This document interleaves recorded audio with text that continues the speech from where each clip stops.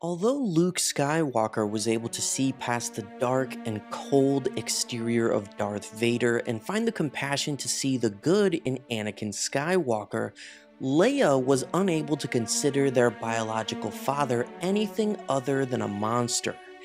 It was incredibly difficult for Leia to accept that her father was the man who became Darth Vader, and she struggled to even think of the man as anything but the evil Dark Lord of the Sith. Leia wondered how she could be related to someone so evil, and couldn't picture who Anakin was before he turned to the dark side. In the Legends continuity, immediately after marrying Han Solo in 8 ABY, Leia's struggles with her heritage also prevented her from starting a family. With the Skywalker blood in her veins and the power of the Force flowing through both her and Luke, Leia feared that any descendant of Vader could be doomed from the beginning. In the book Tatooine Ghost, Leia visited Tatooine, basically the cradle of the Skywalker family, and learned about Anakin's life, as well as her grandmother's Shmi Skywalker. I'm also going to pull from two encyclopedias for additional information: Star Wars The New Essential Chronology and Jedi vs. Sith The Essential Guide to the Force, so everything in this video is going to be legends. As Han and Leia settled into their marriage, the question of children hung in the air, and her answer was emphatically no. All too aware of the legacy of her biological father, a part of her saw too much risk in continuing the Skywalker bloodline. Although Anakin's Force spirit had appeared to her during the truce at Bakura, she still knew almost nothing about the man who was her father. Leia got the chance to connect with that part of her family on a visit to Tatooine, when auctioneers in the city of Mos Espa announced the impending sale of an Alderaanian painting that secretly contained an encrypted key containing codes used by the Rebel Alliance.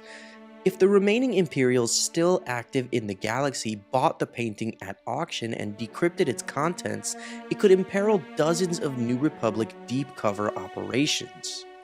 In their attempts to recover the painting on Tatooine, Han and Leia met many people who had known Anakin Skywalker when he was only a 9-year-old boy and a gifted pod racer. These included Kitster Banai, the Rodian Wald who now ran Watto's junk shop, and the younger sister of Beru Whitesun, the woman who had raised Luke and been present when Anakin had buried his mother. At the moisture farm where Luke had grown up, the new owners, the Darklighter family, welcomed Leia and gave her a video diary that had once belonged to Shmi. Watching Shmi narrate the entries, Leia became acquainted with her grandmother and learned what had transpired in the 10 years between Anakin joining the Jedi and Shmi's death at the hands of Tusken Raiders. Eventually, Leia and Han found themselves at a sacred Tusken oasis. It was there that Anakin had slaughtered an entire village in retaliation for the torture and murder of his mother. Through the Force, Leia could sense the pain, rage, and blood that permeated the sand as a psychic stain. After they were able to destroy the key inside the Alderaanian painting and flee Tatooine, Leia had time to reflect on everything she had learned. Although the crimes of Vader were unforgivable, her time on Tatooine had given her an understanding of the choices that had led Anakin Skywalker down the path of evil, and in his final moments, allowed him a final chance at redemption. No longer worried that her children might carry a dark destiny, Leia and Han planned to start a family. Soon afterward, she became pregnant with twins, and Leia recorded her own thoughts on the mission to Tatooine, really providing an in-depth look at how she felt about Anakin. These details come from the book Jedi vs. Sith The Essential Guide to the Force, and I'll include a trimmed-down version here, but you can read the full transcript in the book if you have it. My mission to Tatooine hardly went as I expected. Han and I went off in search of an Alderaanian painting that had turned up on Tatooine and was scheduled to be auctioned off. What I didn't expect was that the mission would evolve into a series of discoveries about my biological father, Anakin Skywalker. I might have anticipated at least some of what I would learn if I hadn't so deliberately avoided any interest in his life. At some point, Luke had told me that he'd learned that Anakin had grown up on Tatooine, but he never told me that Anakin had lived in Mos Espa. Every time Luke mentioned anything about our father, I just shut him out. I didn't want to know. I didn't need to be reminded that I was related to Darth Vader. Whenever I thought of him, I still saw him overseeing my torture on the Death Star, or remembered him standing behind me as Alderaan exploded, or ordering Han frozen in carbonite. After we arrived in Mos Espa, I was distracted by an old holocube up for bid that showed an image of a young boy standing in front of a pod racer cockpit. His eyes reminded me of Luke's.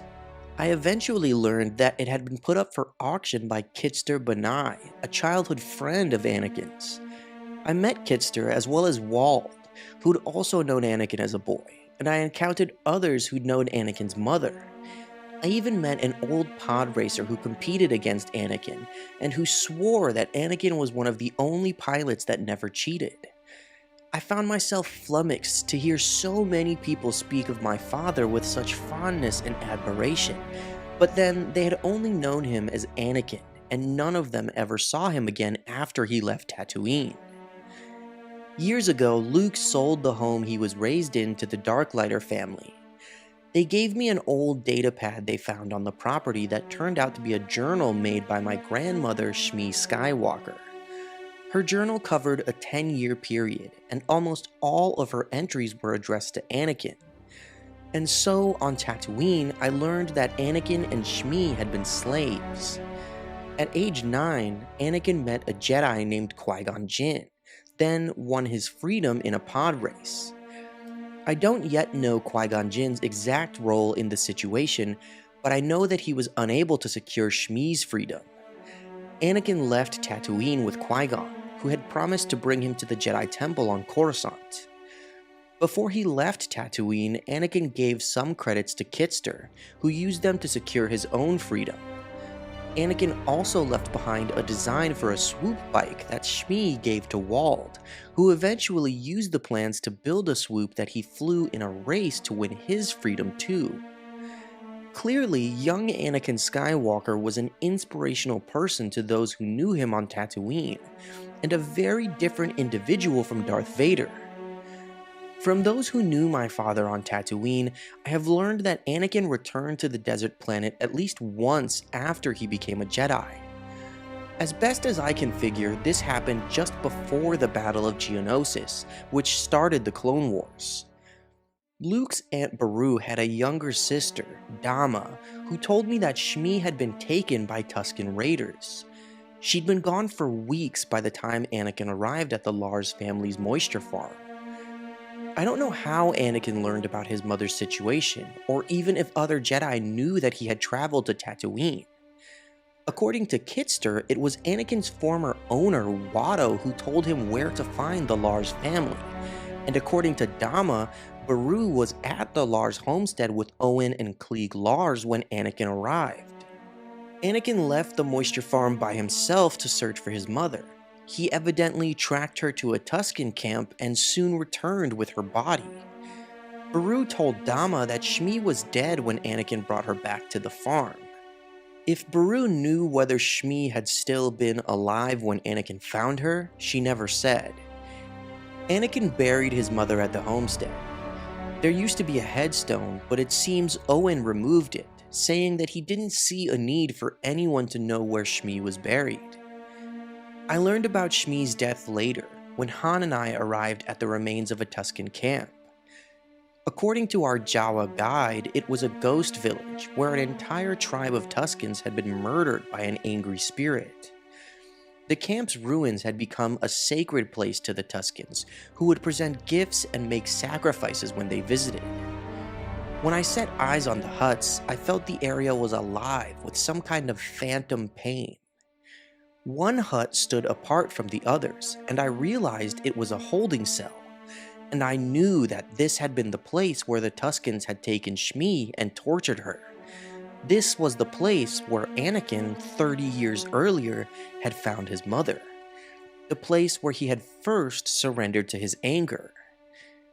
What Anakin did was wrong. He was a Jedi.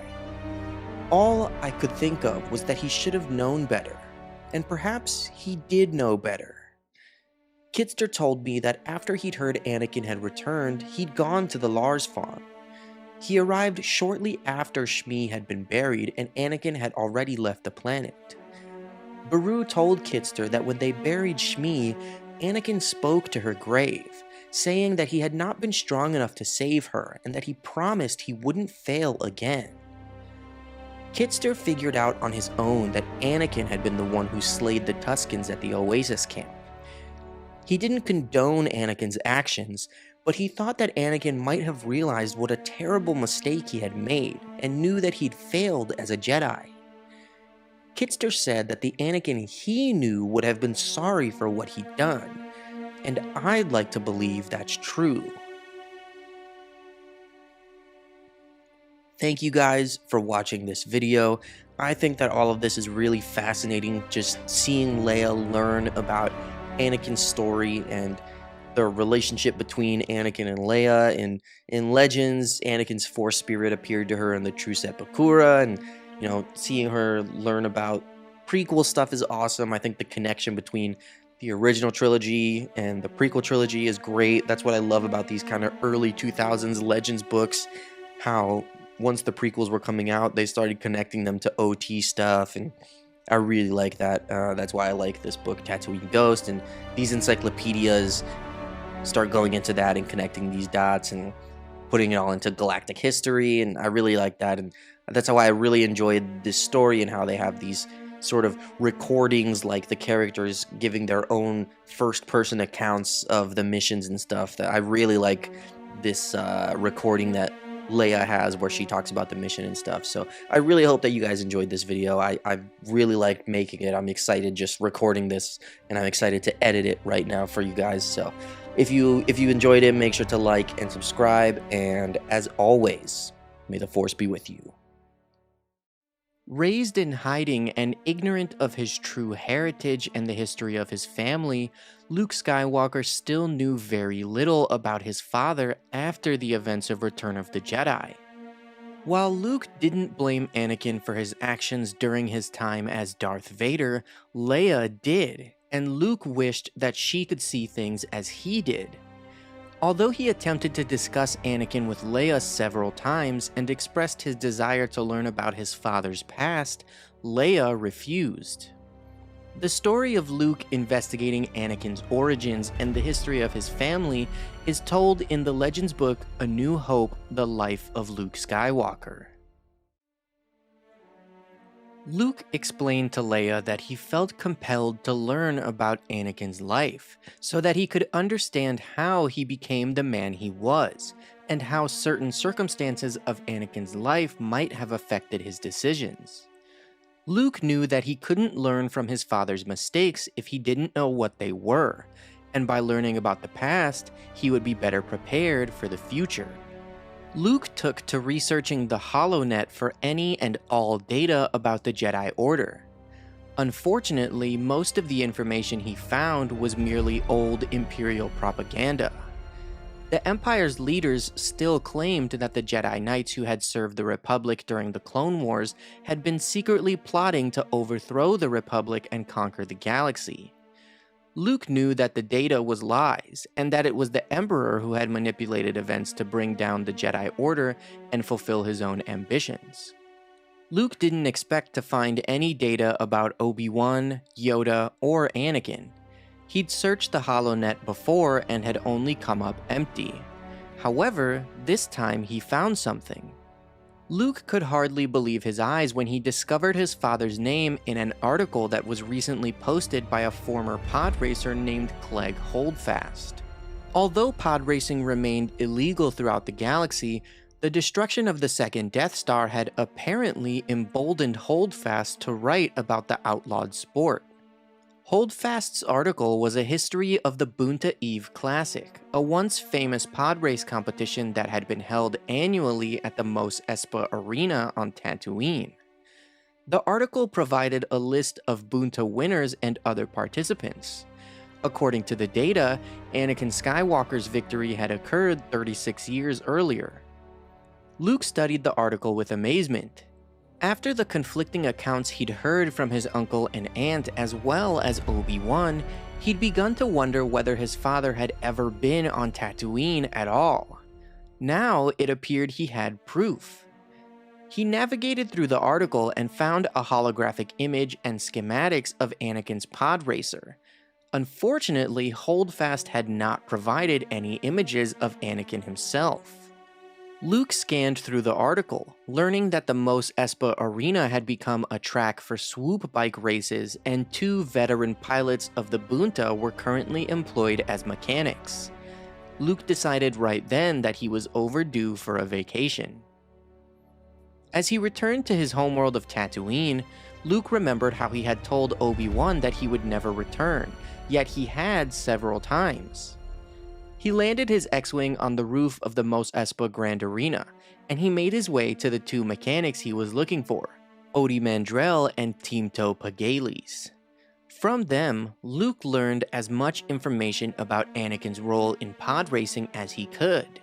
They recalled how Anakin was only 9 when he had won the Bunta, how he was a speed demon, and he never cheated in a race. Luke asked if they knew where Anakin had lived, and they directed him to Mos Espa, instructing him to visit Watto's junk shop, which was now owned by Anakin's childhood friend, Wald. As Luke made his way to Wald's shop in Mos Espa, he was confused by R2's insistence about accompanying him. Inside the shop, Luke thought of how much he would have loved this place in his youth, filled with metal scrap and odd bits of machinery. Meeting Wald, Luke said that he was looking to find out information on Anakin Skywalker. From Wald, Luke would learn the shocking truth of Anakin's life on Tatooine, and how he had not only won the Bunta Eve, but won his freedom as well. Wald told Luke how Anakin and his mother Shmi were once Watto's slaves, and how Anakin had left Tatooine with a Jedi Knight.